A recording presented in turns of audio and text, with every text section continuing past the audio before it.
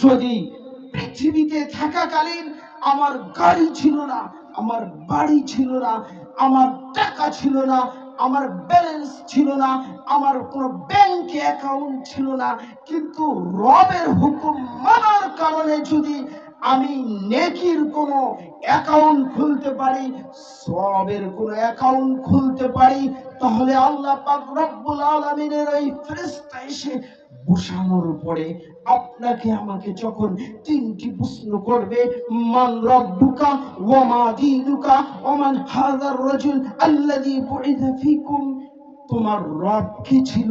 যারা রবের হুকুম মেনেছে, যারা নামাজ পড়েছে, যারা সুদ থেকে বিরত থেকেছে, যারা ঘুষ থেকে বিরত থেকেছে, তারা যখন প্রশ্নের উত্তর দিবে রব্বি আল্লাহ, রব্বি আল্লাহ, রব্বি আল্লাহ, রব্বি আল্লাহ, আবার যখন প্রশ্ন করবে ওয়া মা দীনুকা, তোমার ধর্ম কি ছিল? তোমার ধর্ম কি ছিল?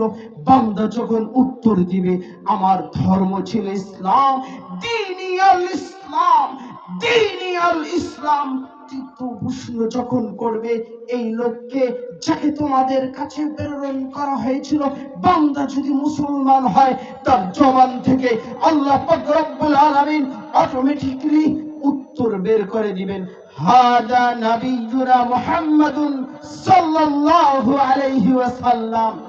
এই উত্তর যদি পুরো বান্দা দিতে পারে তাহলে তার কপাল খুলে যাবে। কথা বলেন ঠিক কিনা? জান্নাতি বিছানা তার কবরে বিছানো হবে।